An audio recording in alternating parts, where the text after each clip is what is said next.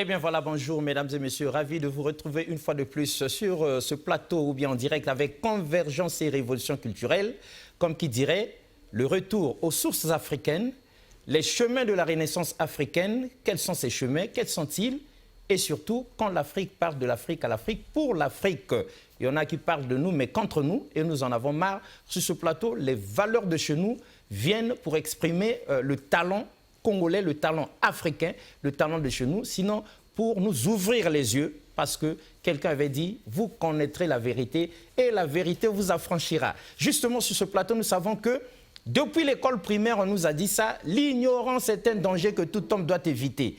Évidemment, nous récitions de façon mécanique, mais on a grandi, on a eu 1001 projets qui n'ont pas marché, on a fondé des espoirs qui se sont avérés être des illusions et on est fatigué de la vie et on se demande sur quel pied danser ou à quel sein se vouer. La problématique est posée sur ce plateau avec ce thème justement, faut-il avoir une vision pour réussir? Et homéostasie, non, pas homéostasie, la spiritualité des profondeurs.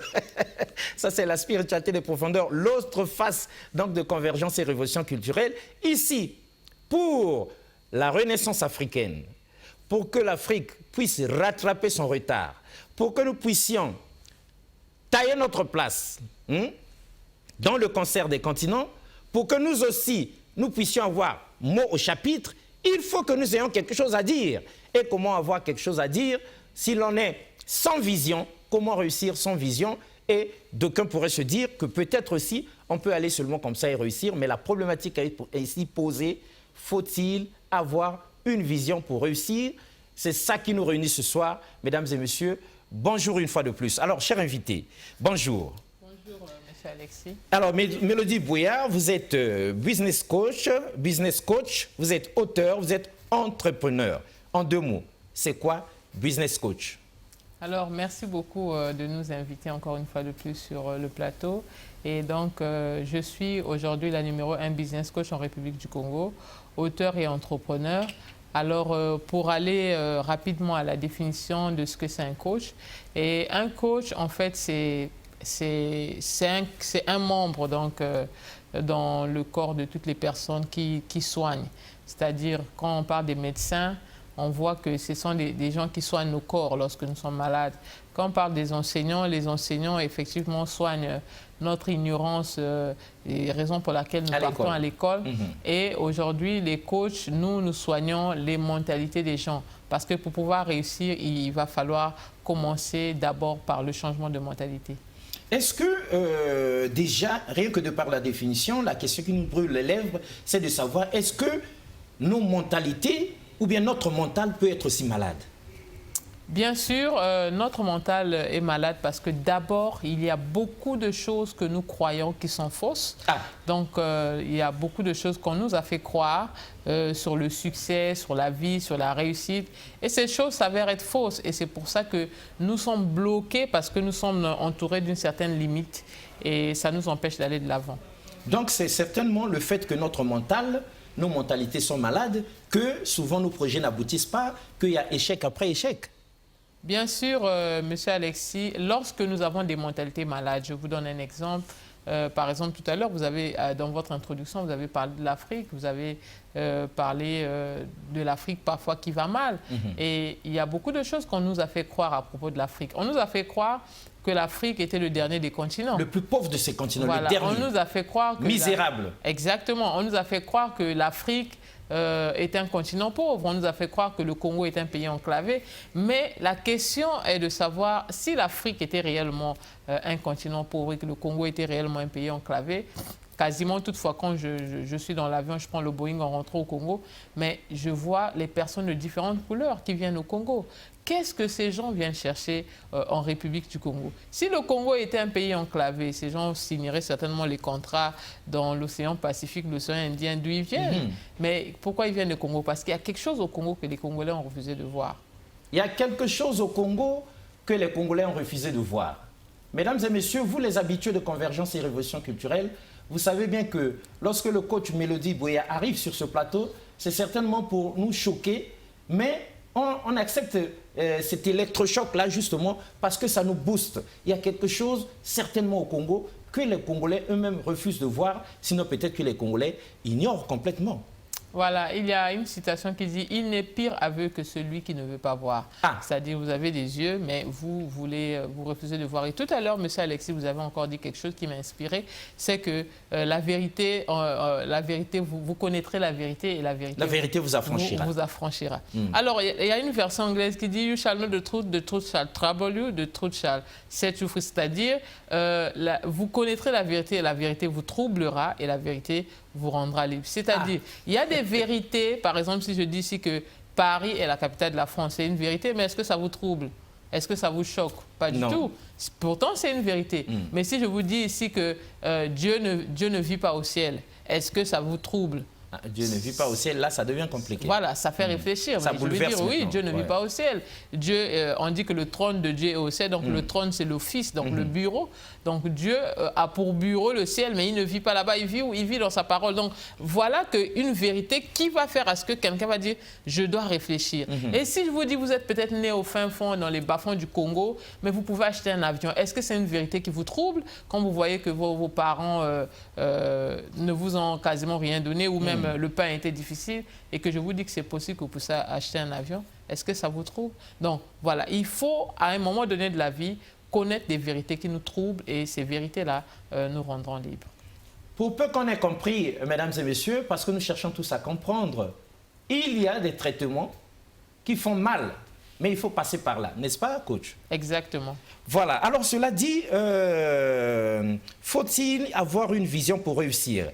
Avant qu'on entre là-bas, parce qu'il y a des téléspectateurs, les habitués qui savent qu'on n'a pas fini de disséquer, de décrypter votre identité, parce que la valeur de tout message sur le plateau de Convergence et Révolution culturelle dépend étroitement de la qualité du messager. Vous êtes auteur. Pourquoi vous dites-vous auteur? Alors, je suis auteur du livre en face de nous ici, World Winner. Donc, je dis qu'un monde vainqueur est possible, et tu peux en faire partie. Et ça, c'est vraiment une vérité aussi qui trouble, parce qu'aujourd'hui, beaucoup de gens, face aux obstacles de la vie, face aux défis, aux difficultés, se sont eux-mêmes exclus sommes nombreux, hein, de la réussite. Nous sommes nombreux à nous être exclus comme ça là, de la réussite, parce qu'on a tout tenté en vain. Aucune de nos solutions ne marche. Voilà, beaucoup de gens ont mis donc leur réussite dans les mains de quelqu'un, c'est-à-dire on se dit que bon, c'est le gouvernement qui va tout faire pour que moi j'aille de l'avant, ou on se dit encore que c'est mon père qui fera tout pour que j'aille de l'avant, ou c'est ma mère, ou je sais pas, c'est un membre de la famille. C'est le membre de la famille. Alors que vous êtes l'auteur, vous êtes l'architecte, vous êtes vous-même, si on peut dire, le dessinateur de votre vie. Donc, vous ne pouvez pas mettre votre avenir dans les mains de quelqu'un, ce n'est pas possible.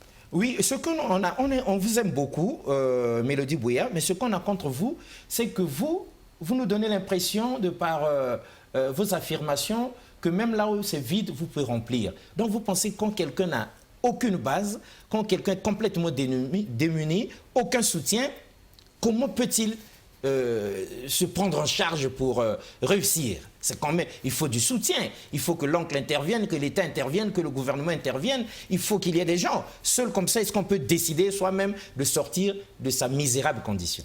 Alors, je ne dis pas qu'on part de rien, c'est-à-dire on peut partir de zéro, mais on part toujours de quelque chose ou de quelque part. Même dans le zéro, on a toujours quelque part. Bien sûr, même dans le zéro, on a toujours quelque chose. Donc ici, qu'est-ce que je veux dire? On a beau partir de zéro, c'est-à-dire je n'ai pas d'argent, j'ai pas 1 million de francs CFA, mais je peux partir... Tout le monde ne m'aime pas. Exactement. J'ai pas de diplôme. Tout le monde ne m'aime pas. On s'en fout que de la vie des gens sur vous.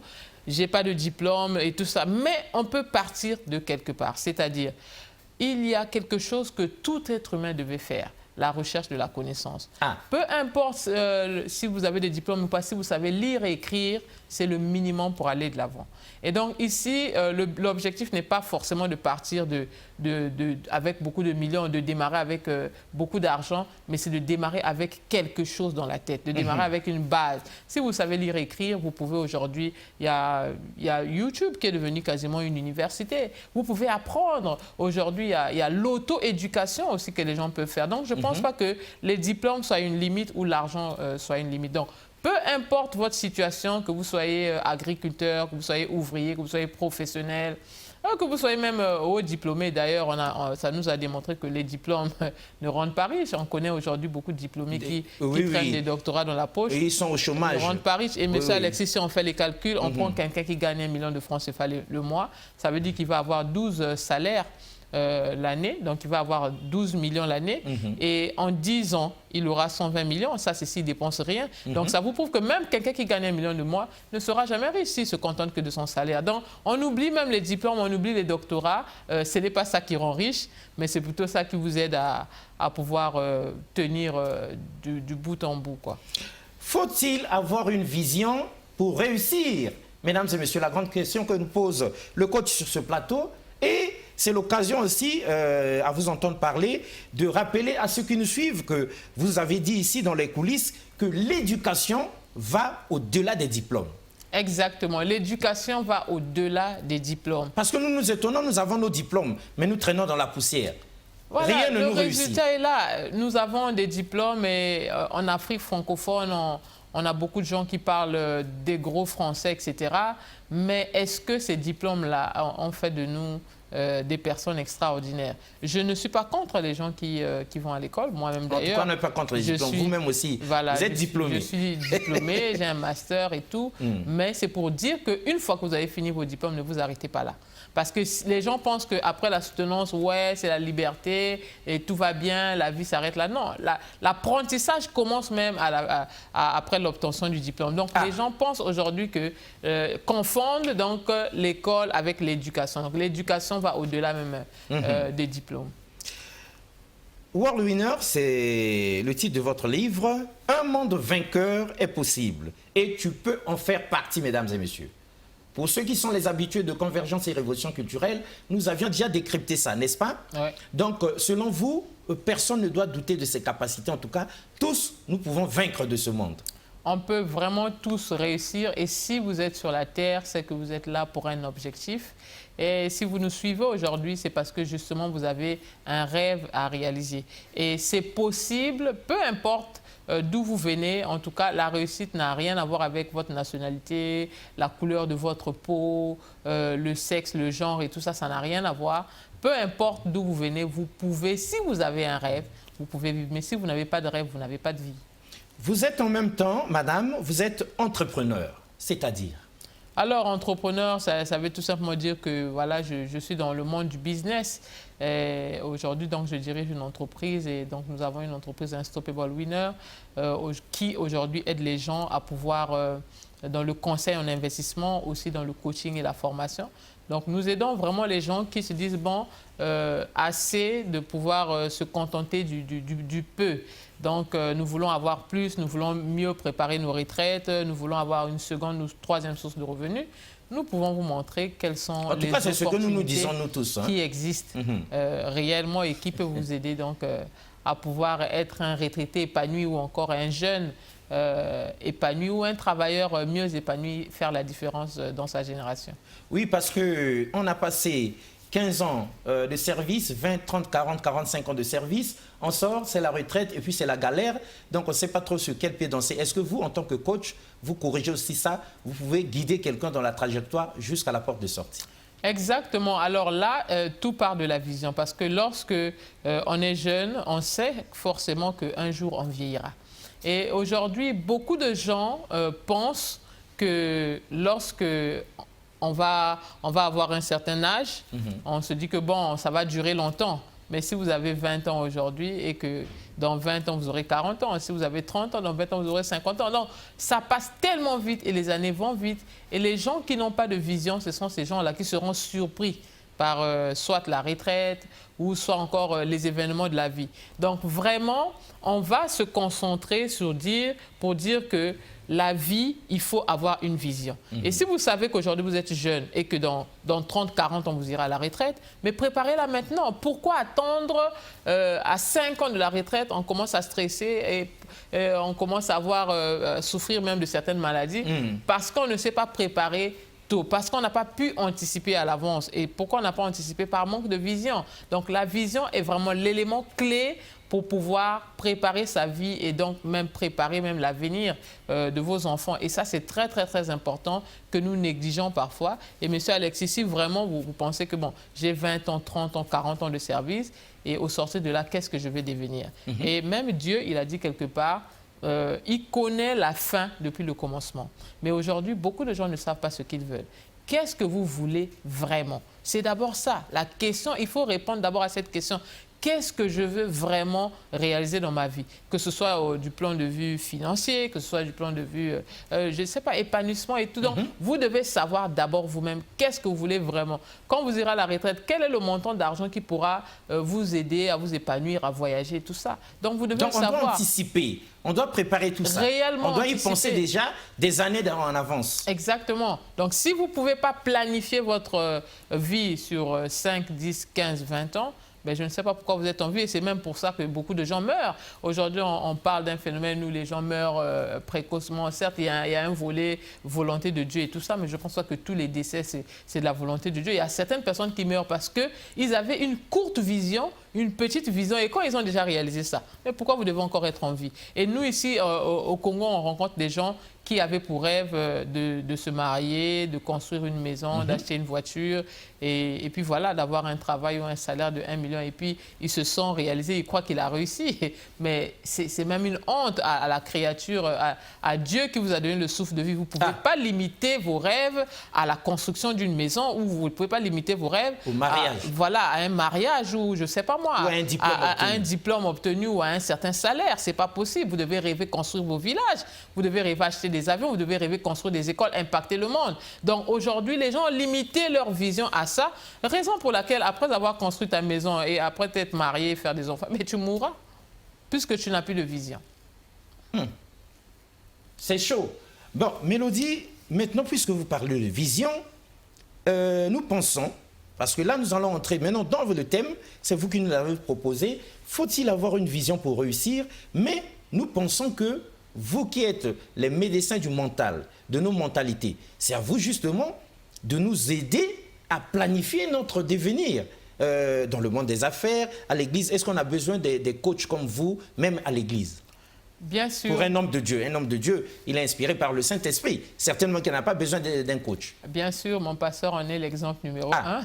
Donc vous coachez même votre pasteur? Bien sûr, il me sollicite de temps en temps quand il a besoin de certains conseils hors du spirituel. C'est comme j'ai dit. Hors de la Bible, carrément, hors du spirituel. Hors de la Bible. De sa sphère, oui. Hors de la Bible. Donc c'est comme j'ai dit ici que les pasteurs s'occupent de soigner le spirituel et que les médecins s'occupent de soigner le corps. Mais les coachs vont vous soigner autrement, peut-être soigner votre poche. Parce qu'il y a des poches aussi qui souffrent du cancer. Donc voilà un peu. Et quand vous conseillez à votre pasteur, ça marche, il en est ravi. Exactement, il en est ravi. Donc c'est pour dire que peu importe, vous pouvez être à l'église, mais où vous avez peut-être le Saint-Esprit, mais le Saint-Esprit ne vous dira pas forcément comment développer votre business ou dans quel secteur il faut investir. Il y a des gens à qui Dieu a donné la connaissance. D'ailleurs, la Bible dit, à votre foi, ajoutez la connaissance. Très bien, à votre foi, ajoutez la connaissance. Sinon, si vous n'ajoutez pas, en tout cas par la vertu du Saint-Esprit, tout simplement, si ça ne tenait qu'à ça, tous ceux qui récitent la Bible de Genèse à l'Apocalypse, ils seraient de grands hommes d'affaires et ce seraient eux les multimilliardaires. Mais il se trouve que ça fait 10, 15, 20, 30 ans de chrétienté, 30 ans de vie pieuse, 30 ans durant lesquels, 15, 20, 30 ans durant lesquels je triture la Bible dans tous les sens, mais mes affaires ne marchent toujours pas. Prenons l'exemple du pasteur, comment il s'appelle déjà? Votre pasteur. Bon, je n'aimerais pas dire ça. C'est un homme de Dieu, on ne va pas cacher son identité. Sûr, mais je n'aimerais pas dire à la télé, Dieu, mais bon. Lui, il a l'humilité de demander à une fidèle qui est à l'église, une de ses filles, comment ça marche, et on lui explique. Voilà. Donc, comme Dieu avait dit, à César ce qui est à César, et à Dieu ce qui est à Dieu. Donc, on ne mélange pas les torchons et les serviettes. Alors, faut-il avoir une vision pour réussir? Coach, nous pensons, parce que nous sommes à votre école depuis longtemps, nous pensons aussi que le grand problème pour nous autres, la cause de nos échecs, c'est parce que nous ne savons pas aussi c'est quoi la réussite. C'est-à-dire quoi? Réussir.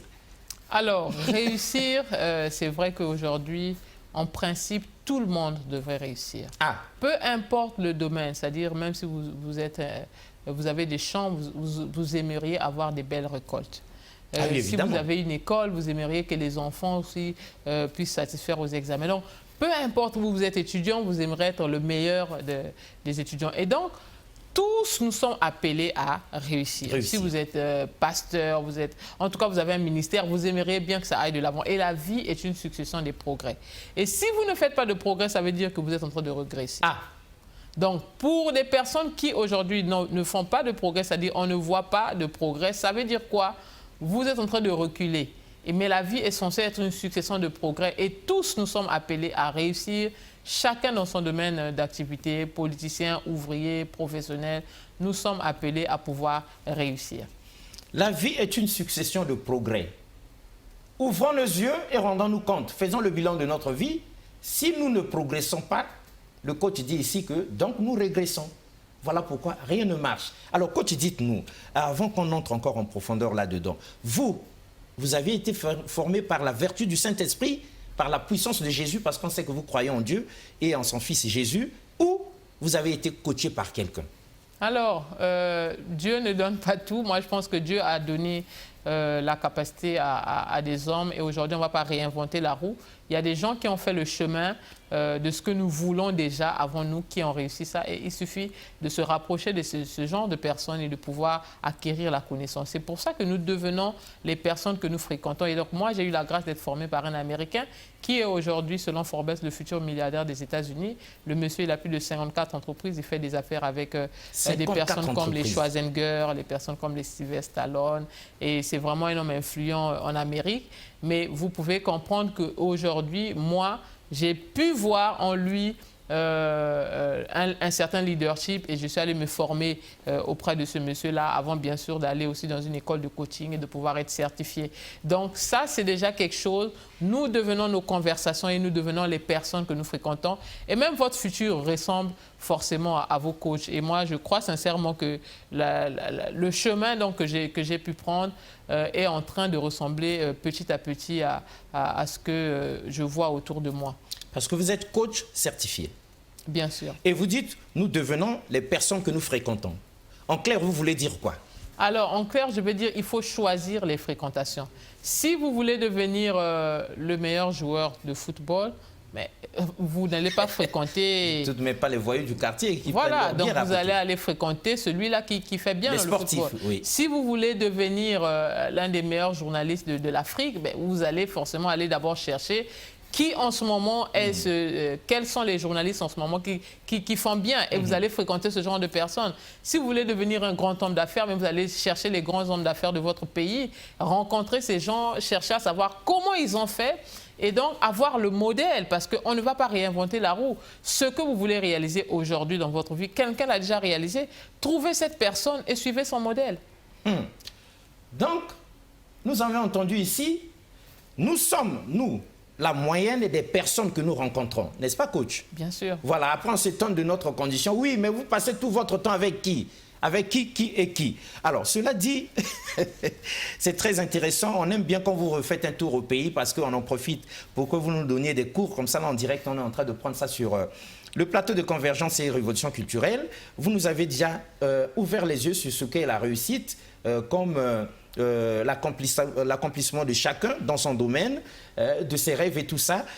Mais il faut bien qu'il y ait quand même des rêves en amont pour qu'on parle de réussite, n'est-ce pas, coach? Bien sûr, monsieur Alexis. C'est ça qui vous fait dire qu'il faut avoir une vision. C'est très, très, très important. Je ne sais pas comment répéter ça ou comment faire à ce que ça rentre dans l'esprit de chacun de nous. C'est important d'avoir un rêve et c'est gratuit.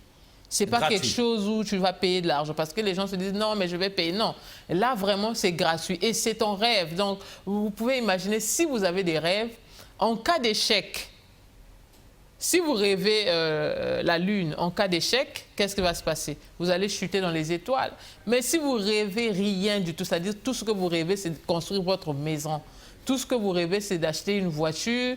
Mais franchement, en cas d'échec, qu'est-ce que vous allez devenir? Oui. Donc, nous, aujourd'hui, dans nos formations, nous formons les gens à rêver grand. Et parce qu'en cas d'échec, eux-mêmes, ils vont en cas de réussite, ils sont des usines de transformation, c'est-à-dire de réussite. Ils vont eux aussi former les gens à réussir, mais en cas d'échec, eux-mêmes, ils sont moins multimillionnaires. Donc ça, c'est très important de pouvoir viser très grand et très haut. Et il y a un homme que j'aime beaucoup, Robin Sharma, qui dit: entourez-vous de l'excellence et allez là où les exigences sont élevées. Donc, si vous êtes toujours dans la médiocrité, dans les à peu près, je vous assure, en cas d'échec, vous n'êtes rien. Mais si vous pouvez voir grand, soit vous allez réussir cette grandeur, soit au cas où vous échouez, vous serez toujours quelqu'un de grand. Exactement, on est d'accord avec vous parce que, coach, nous avons eu le témoignage de beaucoup de Congolais, beaucoup d'Africains qui, ayant rêvé avoir une maison, finalement se sont épuisés, ont eu cette maison, mais ont l'impression qu'ils n'ont pas réussi, qu'il y a quelque chose qui manque toujours. Une belle voiture, mais ils ont eu la belle voiture, mais il y a toujours quelque chose qui ne les satisfait pas. Une femme ou bien un mariage, mais oui, le mariage est là, mais il y a toujours quelque chose d'inaccompli. Alors, donc, c'est dire qu'on a pensé petit, la vision était trop restreinte, et puis finalement, on se rend compte que le monde est plus vaste que ça. Alors, j'étais à un endroit, j'étais à l'exposition universelle, en ce moment c'est Dubai Expo, et ce que j'ai vu là-bas, c'est incroyablement incroyable. Phénoménal. Donc, phénoménal. Et là-bas, ils ont construit comme à peu près toute une ville, et dans cette ville, il y a chaque pays du monde représenté. Donc, chaque pays du monde a un pavillon. Et donc, lorsque vous rentrez dans ces pavillons, l'objectif est que chaque pays doit dire sa vision dans 50 ans. Qu'est-ce que vous allez devenir dans 50 ans? Et ça m'a donné une leçon. J'ai dit, mais tiens, ça veut dire qu'il n'y a pas que le pays qui doit dire, mais moi-même aussi dans ma vie, je dois savoir. C'est-à-dire, je prends mon âge aujourd'hui, j'ajoute plus 50, je dois savoir, j'aurai peut-être 80 ans, mais je dois savoir qu'est-ce que je deviendrai à cet âge-là. Mais combien de personnes peuvent répondre à cette question, M. Alexis? Oh, nous vivons au jour le jour. Hein. On ne s'inquiète pas de ce qui arrivera demain. Je crois qu'on a été mal éduqué dans ce sens-là. Parce qu'on ne prévoit rien, on n'est pas là à planifier les choses, on fait du jour au lendemain, advienne que pourra. Alors, coach, dites-nous, pour être plus concret, hein, qui ont besoin de vous? Quel domaine? Alors, parce que les téléspectateurs aimeraient sortir de leurs échecs, réussir dans la vie, mais votre message s'adresse à qui exactement pour qu'ils viennent vers vous? En tout cas, mon message ne s'adresse pas à tout le monde, déjà, ce n'est pas pour écarter certaines personnes, mais mon message s'adresse à ceux-là qui ont une vision, d'abord. Il faut avoir à la base une vision. À la base, il faut savoir ce que vous voulez. Donc, mais si vous avez au moins un rêve, vous avez au moins un désir de pouvoir accomplir quelque chose, de pouvoir changer l'histoire de votre famille, vous pouvez venir vers nous. Peu importe, ça n'a rien à voir avec vos diplômes, rien à voir avec votre compte bancaire, mais plutôt quelque chose à voir avec ce que vous voulez réaliser vraiment. Si vous voulez faire des progrès dans votre ministère, faire des progrès dans vos affaires, dans votre carrière, vous pouvez venir nous voir. Donc ça, ce sont les gens que nous formons parce que nous ne sommes pas dans le business d'aider les échoués à devenir des gagnants, mais nous sommes dans le business d'aider les gagnants à gagner plus. Ceux qui ont échoué depuis longtemps, là, ceux qui se résignent dans l'échec, qui ne veut pas en sortir là, en tout cas c'est peine perdue, vous risquez de couler avec le coach. Mais ceux qui ont au moins un rêve, un tout petit, même une étincelle, qui permet au coach de vous aider à transcender la chose et de sortir de cet état, vous êtes attendu. Donc, coach, certains voudraient savoir, faut-il avoir une vision? Mais c'est déjà quoi une vision? Ou c'est quoi avoir une vision? Comme ça, chacun va se mirer et savoir s'il vit seulement comme ça ou bien s'il a vraiment une vision. En clair, vous voulez dire quoi aux gens? Alors, une vision, déjà, c'est un objectif de vie. Donc, c'est définir, savoir pouvoir prendre votre agenda et écrire, définir ce que vous voulez vraiment de la vie. Et donc, ça va vraiment aller dans les petits détails. Ça peut être dans le sens où les pays, par exemple, que vous aimeriez visiter, les types de personnes que vous aimeriez rencontrer, le nombre d'argent que vous aimeriez avoir. Tout ça, vraiment, on doit avoir ça en tête, à l'esprit. Tout ça, on doit avoir en tête. Le type de personnes que vous aimeriez aider. Est-ce que vous aimeriez aider les orphelins? Qu'est-ce que vous voulez redonner à la communauté? Donc ça, c'est très important et ça va vraiment aller dans les petits détails, le genre de maison que vous aimeriez habiter, le genre de voiture que vous aimeriez conduire. Et ça rentre et vous prenez note, vous écrivez ça. là, vous avez votre vision entre vos mains. Et chaque jour, quand vous vous réveillez le matin, vous vous dites, mais est-ce que je suis en train de faire quelque chose, un pas de plus pour arriver à la réalisation de ma vision? Mais si au départ, vous ne savez même pas ce que vous voulez, alors comment on va pouvoir vous aider? Donc, il faut d'abord savoir ce qu'on veut. Et je pense que même Dieu, dans la Bible, a demandé à certaines personnes qui disaient, bon, veux-tu être guéri ou bien qu'est-ce qu'on peut faire? Donc, d'abord, il faut pouvoir définir son objectif de vie. Et par rapport à cet objectif-là, vous pourrez donc, au fur et à mesure, aller pas à pas, voir comment donc faire pour réaliser ces objectifs-là. On est d'accord avec vous, coach, une fois de plus, parce que même dans le quartier, mesdames et messieurs, on a eu un débat. On avait eu un jour un débat, coach, figurez-vous, entre jeunes dans le quartier, adultes et tout ça mélangé. Quelqu'un avait posé la question, comme par hasard, de savoir s'il vous était donné un jour, tout à fait par hasard, de vous retrouver devant le président de la République. Et le président vous demande, vous voulez quoi? Quelle réponse donneriez-vous à cet instant précis? Alors, il y a eu à boire et à manger parce que chacun cherchait exactement ce qu'il va dire au président si l'occasion lui était donnée. Alors, j'ai toujours donné ce genre d'exemple aux gens parce que je connais aussi une histoire où un monsieur qui rêvait de voir un président en Afrique. Et le jour-là, le président l'avait finalement reçu. Le monsieur était paralytique. Et le président, il était à court de temps. Il dit, bah, mais voilà, mais qu'est-ce que... Et il dit, non, monsieur le président, on vous aime beaucoup, vous faites bien. Il a commencé à faire des éloges, le président. Le président a dit, mais merci beaucoup, etc. Et après, le président dit à celui qui est à côté, bon, mais trouvez-lui 1 million, et puis bon, voilà. Et quand il est reparti, il a regretté toute sa vie. Il dit, mais j'étais en face du président, j'avais besoin de ça, ça, ça, ça, ça. Je n'ai pas pu dire.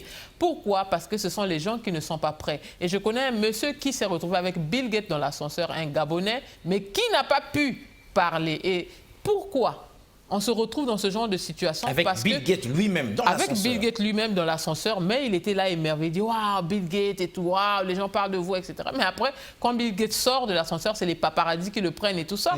Il n'a pas eu le temps de dire ce qu'il voulait. Et aujourd'hui, ça, beaucoup de gens, c'est vrai qu'aujourd'hui, on peut en rire, mais c'est la réalité de beaucoup de personnes. Beaucoup de gens ne savent pas ce qu'ils veulent. Beaucoup de gens n'ont jamais écrit leur objectif de vie. Et si vous vous retrouvez demain en face de la personne qui peut vous aider, vous vous retrouvez demain en face de l'investisseur même qui peut financer votre affaire, vous serez incapable de défendre votre projet. Et c'est ce qui est triste. Et même Dieu lui-même, il ne sait pas, parce que les gens prient tous les jours, mais Dieu lui-même, il ne sait pas. Mais il dit, qu'est-ce que je vais faire pour quelqu'un qui lui-même ne sait pas ce qu'il veut?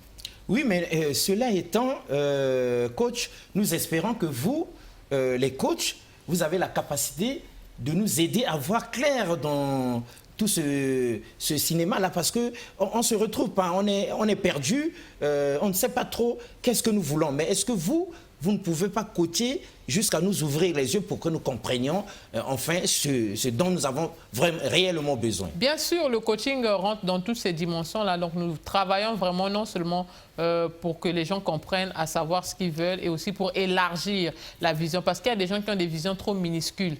Et donc, il faut vraiment travailler d'abord pour élargir votre mental et que votre mental, une fois élargi, vous pensez grand, vous rêvez grand et vous réalisez de grandes choses. Et ça, c'est très important. Ça fait partie de nos coachings également, bien sûr. Autant on peut coacher un homme de Dieu pour l'orienter, tel que l'exemple que vous avez donné, autant on peut coacher un enseignant pour l'aider, un sportif également. Mais est-ce qu'on peut coacher un homme d'affaires pour relever son entreprise, par exemple, qui peine à décoller? Alors, les hommes d'affaires, d'ailleurs, moi-même, je le suis et je suis tout le temps, quasiment chaque semaine, j'ai au moins une séance de coaching. Et parce que vous savez que là où vous êtes arrivé, l'effort pour arriver au prochain niveau, c'est autre chose. Donc, quand on pense que si aujourd'hui j'ai un chiffre d'affaires de 100 millions de francs CFA, par exemple, mais pour arriver à 1 milliard, c'est aussi autre chose. Donc, vous avez toujours besoin de coaching, toujours besoin de quelqu'un qui va vous donner les stratégies, qui va vous aider à voir plus clair ou qui va vous aider à être de plus en plus discipliné dans votre vie pour pouvoir réaliser la vie de vos rêves. Et ça, c'est quelque chose de très important. Les hommes d'affaires ont besoin, et même les entreprises ont besoin de coaching. Alors, coach, d'où vient-il que il nous est arrivé souvent, nous avons 100 000, mais nous les perdons. Nous avons 1 million, nous les perdons. On nous donne l'occasion d'avoir 10 millions, 5 millions. Nous sommes heureux comme pas possible, mais à la fin, on se rend compte qu'il ne nous reste plus rien dans les mains et nous n'avons rien réalisé. C'est quoi cette histoire? Ça doit être les démons, ça doit être les sorciers de la famille. Pas du tout. Il y a plusieurs facteurs dans cela. La première chose, c'est que beaucoup de gens sont prêts à aller avoir un bac plus 5, c'est-à-dire passer 5 ans à l'école, mais ne sont pas prêts à prendre les risques, c'est-à-dire se sacrifier pour travailler peut-être 1 année ou 2 ans dans un projet et puis avoir le résultat. Donc nous, aujourd'hui en Afrique, on a eu la mentalité, quand on nous présente une opportunité, on dit toujours est-ce que c'est vrai, non, hein, c'est des voleurs, etc. Mais pendant ce temps, il y a beaucoup de gens qui ont les mêmes opportunités et qui sont en train de développer leur vie, de changer. Et nous nous émerveillons en les voyant à la télé. Exactement. Et nous sommes restés limités en train toujours de voir la négativité. On a peur de prendre les risques, on refuse. Par contre, les mêmes sommes d'argent, on peut les finir dans les boîtes de nuit, on peut les finir pour un costume, on peut les finir pour des mèches. Mais on a peur d'investir. Donc aujourd'hui, beaucoup de gens, à cause de la peur d'investir, sont en train de dilapider leur argent dans les choses qui ne sont pas nécessaires. Alors qu'il n'y a que 2 choses dans l'investissement. Soit ça marche et vous devenez plus riche, soit ça ne marche pas et vous aurez appris une leçon. Donc je pense que c'est très important pour les gens d'essayer au moins d'oser. Et nous sommes bloqués dans une sphère où on a refusé d'oser. Et on se dit que bon, je préfère acheter mes mèches, je préfère acheter mon costume, je préfère boire un verre de whisky. Et voilà comment on dilapide l'argent que nous avons, ne sachant pas que dans l'argent que vous avez aujourd'hui, il y a aussi la part du futur. Et dans le futur, quand tu n'auras pas, ne nous appelez pas pour faire des mobile money. Ah, c'est chaud. On a l'impression, en vous entendant, de retrouver le président Nguyen Ngambe qui disait un jour à ses collaborateurs, il faut savoir prendre des risques dans la vie. N'est-ce pas? Qui ne risque rien à rien. Obligatoirement. C'est ça que vous nous conseillez en même temps. Obligatoirement. Lorsque vous avez une vision, mais vous devez savoir se jeter à l'eau. La vision, on ne s'arrête pas juste dans le rêve. Une fois que vous avez rêvé, vous savez ce que vous voulez, qu'est-ce qu'on va faire pour réaliser ça? Parce que si vous voulez acheter un avion, vous êtes d'accord avec moi que ça ne va pas se limiter à aller au travail tous les jours. Ce n'est tout de même pas en vendant des beignets dans le quartier. Exactement. Si vous voulez construire votre village, vous êtes d'accord avec moi que vous pouvez commencer petit, mais au fur et à mesure, vous devez grandir, vous devez changer de niveau. Donc aujourd'hui, les gens doivent savoir que après avoir établi ou élaboré ce qu'on veut, on doit se jeter à l'eau, on doit prendre les risques et il y aura des risques à prendre tous les jours. Très bien. Alors, coach, dites-nous, vous êtes business coach. Très bien, ça se sent, ça se voit. Et nous sommes émerveillés. C'est l'une des valeurs de chez nous. Nous avions dit ça ici. Valeur de chez nous. Parce que l'Afrique, pour que l'Afrique puisse décoller et rattraper son retard et concurrencer les autres continents, il faut qu'il y ait des talents. L'Afrique a du talent. Le Congo a des valeurs. L'Afrique a des valeurs. Nous en avons ici sur ce plateau. Mais coach, business coach, d'accord. Mais être la number one, c'est ça qui nous choque. Il y en a qui disent que vous êtes prétentieux là. C'est quoi cette histoire de vouloir nous faire croire que vous êtes actuellement la number one de ces business coachs? Alors, monsieur Alexis, je crois que les résultats parlent à notre place. Et nous sommes, en tout cas, loin de nous la prétention. Mais monsieur Alexis, je crois que vous suivez mon parcours, ça fait bientôt 6 ans, depuis 2015. Évidemment. Et vous savez comment nous avons commencé. Aujourd'hui, vous savez ce que nous sommes devenus. Donc aujourd'hui, je suis la plus sollicitée par les médias, la plus sollicitée par, d'ailleurs, même, je passais même dans les médias internationaux comme BBC, interviewé par Fox News. C'est pas donné à n'importe qui. Monsieur Alexis, vous le savez. Ça, c'est les couleurs du Congo jusque-là. Exactement. Donc, vous le savez, donc sollicité par les pays étrangers. En tout cas, nous faisons un grand travail, sollicité même par le public et par le privé. Donc ça, c'est quelque chose de très important. Ce n'est pas que nous voulons dire que nous sommes la number one, mais les résultats aujourd'hui parlent à notre place et nous organisons des événements, nous remplissons des salles. Dernièrement, le 28 août dernier, je crois, on a eu une conférence à l'hôtel Pefaco et donc nous avons plus de 350 personnes dans la salle. Et donc, je crois que les résultats sont là. Les résultats sont là. Et quelqu'un de très célèbre, le plus grand de ces penseurs, comme disait, et ici sur ce plateau, le docteur Landry Nombo, le plus grand des philosophes, le Seigneur Jésus lui-même, le Seigneur Jésus lui-même dit, vous les reconnaîtrez par leurs fruits, n'est-ce pas? Pas trop de bavardage, regardons les faits. Quels sont les résultats? C'est aux résultats que nous jugeons le coach et du coup, nous lui faisons confiance, même si le même Seigneur Jésus avait dit, nul n'est prophète chez soi-même. Le Seigneur Jésus ne l'avait pas dit pour nous empêcher de reconnaître la valeur des uns des autres, mais justement pour souligner le fait que certains doutent toujours des aptitudes, des capacités, des leurs, parce qu'on se dit, bon, attends, Mélodie, on a fréquenté ensemble. Mélodie, c'est la fille d'un tel, on la voyait dans Brazzaville, d'où vient-il qu'elle devienne coach? Est-ce que dans votre métier, vous vous heurtez aussi à ce scepticisme, à ce doute-là de certaines personnes? Bon, quoique malades, ayant besoin de votre prestation, mais ne crois pas que vous soyez la number one de ces business coachs. Alors, je ne crois pas que j'ai déjà eu un débat de ce genre. Des cas comme ça, non? Doute de ce que je fais ou pas. Mais je sais que sur Internet, il y a toujours... il y aura toujours, quand vous brillez, il y aura toujours un effet contraire, un vent contraire. Et c'est même un signe que vous êtes en train d'aller de l'avant. Donc, lorsque les gens vont commencer à essayer de vous rabaisser, pourquoi les gens vous tirent vers le bas? Mais c'est parce qu'ils sont en bas qu'ils essaient de vous tirer vers le bas. Justement. Donc, quelqu'un ne peut pas être en haut et puis vous tirer vers le bas. Donc, toutes les personnes qui essaient de vous rabaisser dans votre carrière, ils sont sous vous. C'est pour ça que, d'ailleurs, même les haters, donc les gens qui parlent mal, ils parlent toujours mal derrière votre dos. Exact. Pourquoi? Mais parce qu'ils sont derrière vous et ils ont envie d'être vous. Donc moi, je pense que ce n'est même pas un débat de savoir est-ce que c'est vrai ou est-ce que c'est pas vrai. Parce que toutes les personnes qui sont dans ce débat-là, soit ils sont sous nous, soit ils sont derrière nous. Donc, il n'y a même pas à se justifier là-dessus. C'est une façon comme une autre pour le coach sur ce plateau de nous dire, si nous voulons réussir, il nous faut aussi fermer nos oreilles aux critiques des uns et des autres. N'est-ce pas? Exactement. Parce qu'on commence quelque chose, tout le monde se met à critiquer. Et des fois, ça nous fatigue. Vous ferez face, dans le parcours vers le succès ou vers la réussite, vous allez faire face à tout ça. Et beaucoup de gens, moi, quand j'ai commencé, monsieur Alexis, les gens me disaient, Mélodie, qui va lire ton livre? Mais aujourd'hui, donc, je pense qu'il y aura toujours des gens qui vont douter de vous. Et ça va commencer même par vos proches, par les plus proches. Les gens ne vont pas croire. Ah oui, évidemment. Est-ce que tu peux le faire? Moi, les gens m'ont dit, qui t'a dit que tu peux y arriver dans le business? Et lorsque nous avons commencé, personne ne pouvait croire. Mais aujourd'hui, nous signons des contrats avec des grandes entreprises étrangères. Donc, je crois que lorsque vous avez découvert votre chemin, allez de l'avant, foncez. Peu importe ce que les gens racontent, si vous savez ce que vous faites, faites-le. Ne soyons pas là à toujours écouter ce que les gens racontent. Et moi, je pense que tous les grands hommes qui ont commencé, on peut prendre même de l'histoire de Zuckerberg, lorsqu'il avait son projet Facebook, il a appelé des amis pour dire, voilà le projet, mais il n'y avait que deux personnes qui ont cru. Oui. Et ces deux personnes qui avaient cru en lui aujourd'hui sont des milliardaires avec lui. Ils sont des multimilliardaires. Donc, les gens qui sont toujours négatifs ne croiront pas que vous pouvez le faire. D'ailleurs, moi, quand j'ai commencé dans le coaching, les gens me disaient, c'est quoi le coaching? Qu'est-ce qu'elle fait?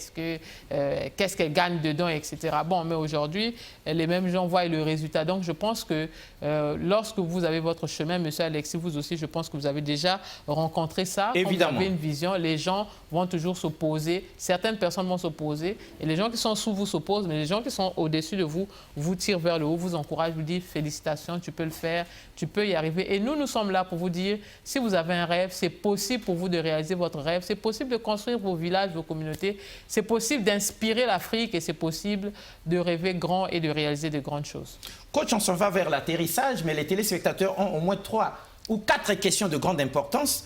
Vous devez normalement répondre à ces questions. Quelqu'un dit, la pensée du jour stipule, le 21e siècle de l'humanité commence avec le coaching. Est-ce que vous pensez que sur le plateau de Convergence et Révolution culturelle, on a pensé juste que sans le coaching, sans les coachs que vous êtes, point d'avenir pour l'Afrique? Alors, le 21e siècle, c'est vraiment un siècle numérique, un siècle d'information. Et il y a une chose avec la pauvreté, que ce n'est pas le manque d'argent, c'est le manque d'information. Et aujourd'hui, si vous êtes là où vous êtes, c'est-à-dire vous gagnez ce que vous avez ce que vous avez, c'est par rapport à ce que vous savez. Et si vous voulez avoir plus, vous voulez obtenir plus, réaliser plus, vous devez connaître plus. Et nous, les coachs, nous sommes là pour vous éclairer dans certains domaines de votre vie et pour vous apporter la connaissance qui peut donc débloquer certaines situations de votre carrière, de votre business et même de vos affaires. Alors, puisque nous avons le livre du coach dans nos mains, on doit quand même lire 2 extraits, vous allez commenter. Hein, on a ouvert par hasard, chapitre 2. Quelle est l'attitude à adopter pour un vainqueur? Cette attitude, certainement, pour réussir, n'est-ce pas? Ici, page 23, on dit, nous avons chacun une attitude, c'est vous qui parlez, nous avons chacun une attitude face à notre environnement. et face à la conjoncture.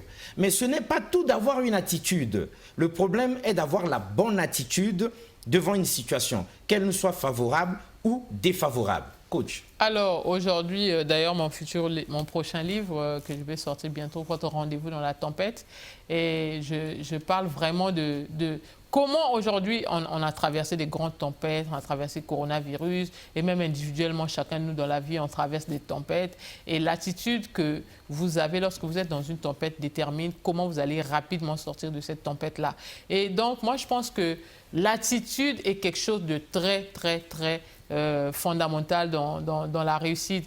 Et quand vous voyez le parcours des personnes à succès et vous voulez imiter ces gens, essayez d'étudier quelles sont les habitudes que ces gens ont. Est-ce qu'ils se réveillent à 5 h du matin? Est-ce qu'ils lisent un livre? Qu'est-ce que Bill Gates fait au quotidien? Essayons de savoir. Et moi, j'ai vu que Bill Gates, c'est quelqu'un qui lit au moins minimum un livre par semaine. Bon, si Bill Gates, avec tous les milliards qu'il a, il a le temps de s'asseoir et lire, ça veut dire que, bon, nous, qu'est-ce que nous pouvons faire? Nous devons imiter les habitudes des personnes qui réussissent. Et c'est très important. Donc, si vous voulez réussir l'attitude que vous avez, les comportements que nous avons donc au quotidien, ce sont ces choses-là qui peuvent nous faciliter à accéder à la réalisation de nos rêves. Apprendre, apprendre et encore apprendre. Se cultiver, se cultiver, se cultiver, se parfaire, chercher, tendre toujours vers la perfection. Alors vous dites ici, toujours dans le même chapitre, l'attitude est une manière de se comporter qui traduit une disposition d'esprit habituelle ou particulière. Il est à savoir que notre attitude joue un rôle très important dans la tournure que nous décidons de donner à notre avenir. Vous découvrirez tout au long de ce chapitre, la bonne attitude qu'un vainqueur doit adopter. En résumé, la bonne attitude du vainqueur. La bonne attitude, déjà, on va sortir de tout ce qui est négativité, c'est-à-dire les plaintes, parce que nous sommes une génération où on se plaint beaucoup, on accuse beaucoup. Non, si je n'ai pas réussi, c'est la faute de X. Si je ne suis pas ici, c'est parce que telle personne avait dit telle chose, c'est parce que tel parent ne m'avait pas aidé, c'est parce que tel parent avait cessé de m'aider. Donc, c'est parce que le gouvernement n'a pas fait telle ou telle chose. Donc, on est vraiment dans la victimisation et parce qu'on fuit nos responsabilités. Or, toute personne qui veut avoir l'attitude de vainqueur, il doit d'abord accepter que ce que je suis aujourd'hui, c'est de ma faute. C'est-à-dire, soit c'est moi qui ai occasionné les échecs que je vis aujourd'hui, ou encore c'est moi qui suis l'acteur ou qui ai occasionné aussi le succès que j'ai aujourd'hui. Et ça, c'est quelque chose de fondamental. Lorsqu'on va éviter d'être des victimes, on va commencer à assumer nos choix, assumer ce qui nous arrive. C'est là que donc, nous commençons à réussir. Et je dis toujours que le succès est comme un parcours de 1000 km. Et l'indépendance financière, nous sommes qu'au 100e kilomètre. Donc vraiment, ce sont les b.a.-ba de la vie. Ce sont de faire de l'indépendance financière des grands rêves, d'avoir une maison, une voiture, des grands rêves. C'est vraiment les ABC de la vie. Et il y a autre chose à faire. Il y a l'impact, il y a la réalisation de différentes choses au-delà même, dans les 900 autres kilomètres qui restent. C'est magnifique de vous entendre, ça nous ouvre les yeux, mesdames et messieurs, ça nous permet de comprendre que nous avions mal vu les choses, que notre vision était trouble. Mais les coachs sont là justement, comme Mélodie Bouya, pour nous aider à voir clair dans cette problématique, afin que nous puissions planifier les choses, parce que nous vivons trop au jour le jour et nous côtoyons les mauvaises personnes, nous avons la mauvaise attitude. Il faudrait que nous venions donc à l'hôpital des coachs, donc de la number one de ces business coachs qui est sur ce plateau pour que nous puissions nous aussi rattraper notre retard, sinon atteindre nos objectifs. Mais coach, tous ceux qui ont aimé, comment ils peuvent vous atteindre? Alors, pour nous contacter, nous avons un site web www.winnerattitude.com ou encore vous pouvez nous retrouver sur Facebook. Nous avons une page Facebook www.facebook.com/MélodieFan. MélodieFan, donc mon prénom, Mélodie, et puis vous ajoutez fan avec S. Et puis pour ceux qui veulent aussi nous contacter sur WhatsApp, vous pouvez nous contacter au 06 708 71 11. Et si vous avez un rêve ou vous avez une ambition, venez nous voir parce qu'ensemble, nous pouvons réussir. Et Monsieur Alexis, pour ajouter quelque chose de très fondamental et très capital, j'aimerais dire à la jeunesse africaine, et quand je dis toujours jeunesse, c'est pas l'âge, c'est les gens là qui ont encore envie de réussir. Et j'aimerais dire à la jeunesse africaine que vous devenez les livres que vous lisez.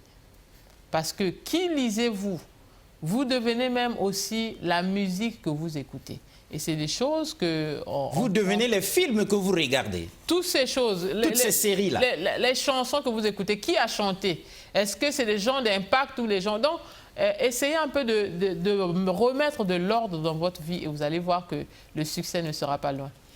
Essayez de remettre de l'ordre dans votre vie, vous allez voir que le succès ne serait pas loin. Parole du coach, et c'est pas n'importe qui, la number one de ces coachs-là au Congo-Brazzaville, et ce n'est pas elle qui parle, ce sont les faits. Comme quelqu'un avait dit, vous connaîtrez la vérité et la vérité vous affranchira. Mais quelle est-elle? Vous la reconnaîtrez par ses fruits. Et nous, sur ce plateau, on a reconnu par les fruits la number one, donc business coach, auteur, entrepreneur, Mélodie Bouya, qui est venue ici. Elle est toujours entre deux avions, mais on l'a attrapée ici.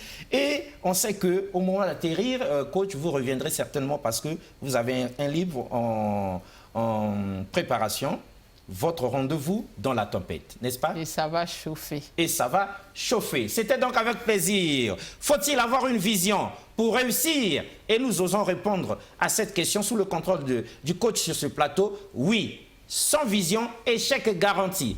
Avec vision, on peut vous rattraper. Elle est là pour ça et vous pouvez la contacter. Si vous avez raté de prendre les coordonnées, appelez Convergence et Révolution Culturelle au numéro qui s'affiche à l'écran et nous allons vous rediriger. Au revoir et à la prochaine. Merci beaucoup une fois de plus.